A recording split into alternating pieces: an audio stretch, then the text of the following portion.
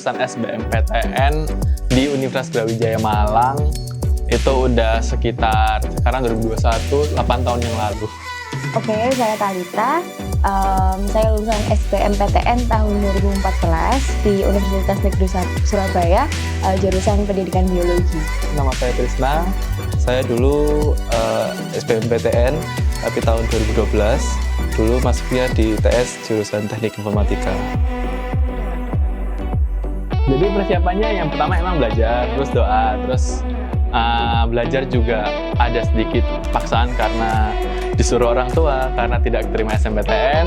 Untuk persiapannya, karena waktunya juga lumayan singkat ya, kurang lebih cuma 1 bulan, itu persiapannya ya pastinya berdoa, kemudian belajar.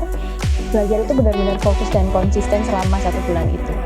Persiapan lumayan panjang sih, cuman aku dulu kan ikut LBB, jadi ya biasa lah, LBB kan sama teman-teman yang lain bareng-bareng, belajar bareng gitu sih.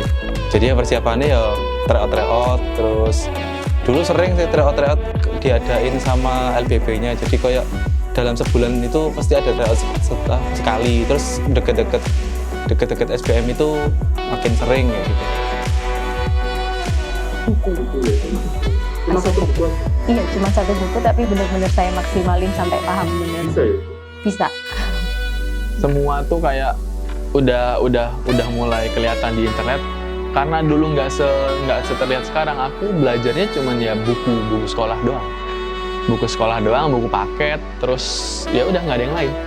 Dulu kan belum internet paling ya beberapa gini ya. Kalau misalkan zaman sekarang kan harusnya lebih gampang untuk explore soal kayak gitu. Terus sekarang juga kayaknya banyak juga kayak lembaga-lembaga yang buka tryout kayak gitu kan ya. Jadi kan aku lihat kayak kemarin ada beberapa lembaga yang buka tryout online bareng kayak gitu. Terus habis itu, dan itu dalam sebulan bahkan bisa 3 kali 4 kali, sering gitu maksudnya, nggak cuman ini. Jadi kalau aku sih yang untuk saat ini banyakin latihan yang tryout kayak gitu.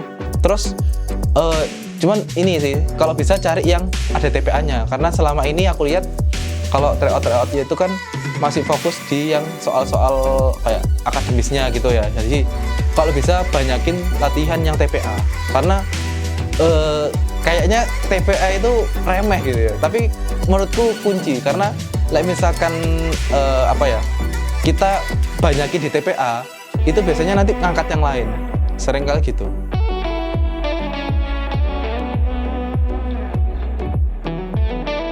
Dari soal-soal sebelumnya, biasanya paling sering dari soal-soal sebelumnya. Terus dan itu juga banyak sih, maksudnya buku-buku referensi terkait masalah SBM.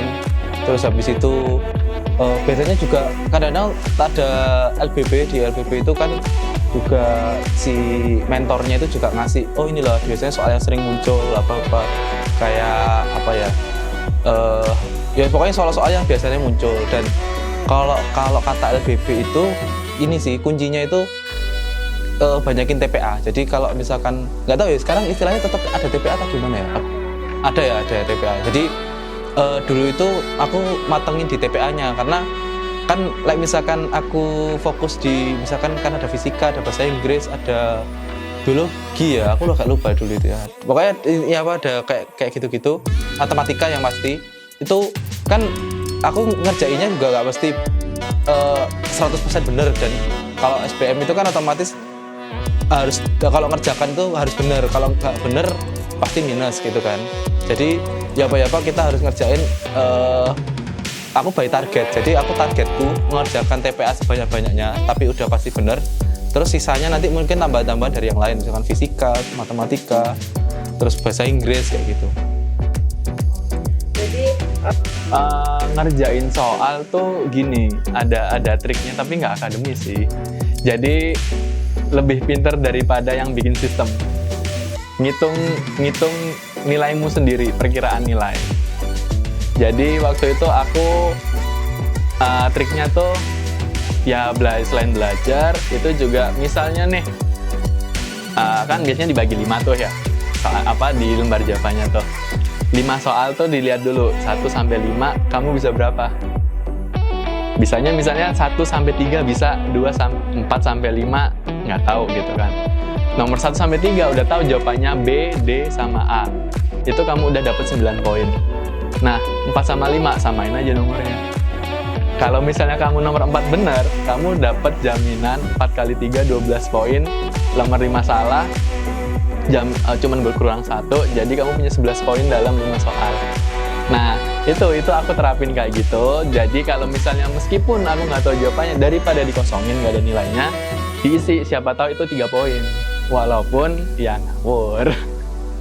Perbanyak latihan soal sih. Kalau dulu saya kan masih soalnya di lembaran-lembaran kertas gitu ya. Kalau yang sekarang kan online ya.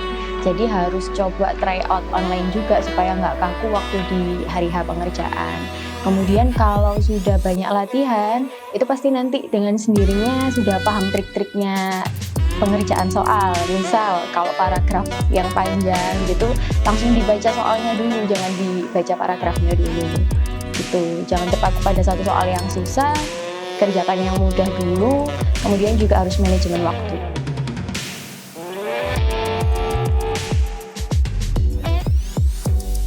Ya waktu buka websitenya terus nyatakan lulus tuh kayak bangga banget.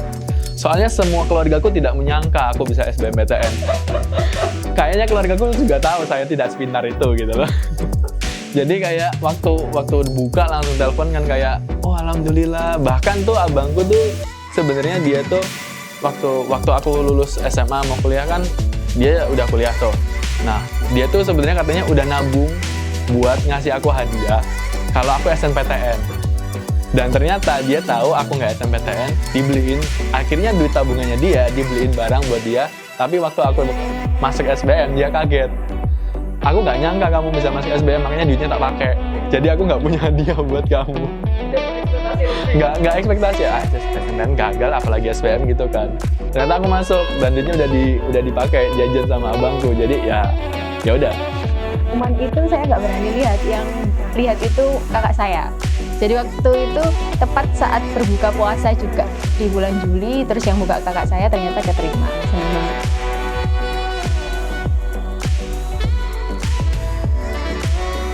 Yang pertama, ini sering kelewatan. Jadi teman-teman kalau bisa H-1 itu riset tempatnya dulu. Jangan sampai terus habis itu besoknya waktu hari H mau ujian ternyata salah ruangan, bahkan salah kampus itu ada loh. Aku pernah tahu cerita itu harusnya di ITS tapi ternyata salah tempat di mana gitu, ITATS gitu. Padahal tempat beda kan.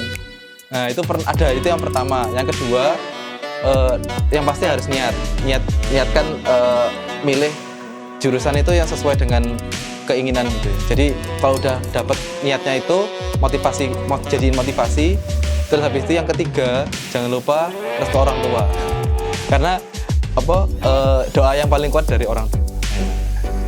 Terus yang keempat itu istilahku adalah law of attraction. Jadi kalau misalkan udah mau menuju ke situ, itu pastiin kamu riset dulu. Jadi kayak kamu tahu misalkan kamu mau kuliah di mana, di ITS, di jurusan apa, kamu baca sebanyak-banyaknya tentang kampusnya itu.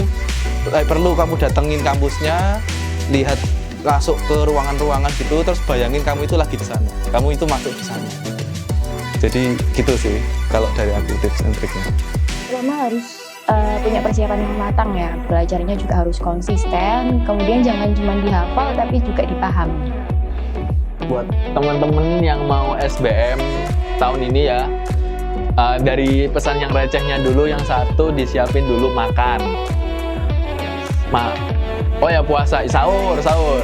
Kan yang makan yang buat yang tidak menjalankan puasa. Nah, itu jangan lupa. Terus usahakan jangan sampai sakit perut, motor, kendaraan disiapkan, dan jangan berangkat mepet-mepet. Terus yang seriusnya adalah tetap belajar. Walaupun tadi dengar aku cerita mungkin lebih banyak hokinya ya. Jangan mengutamakan hoki. Tetap belajar karena hoki juga nggak bakal terjadi kalau kamu nggak punya basicnya. Hoki bisa terjadi kalau kamu memang ada basicnya. Karena hoki itu cuman pendukung aja. Tetap kalian harus belajar, tetap kalian harus doa kepada keyakinan masing-masing, minta restu orang tua, dan belajar. Bye.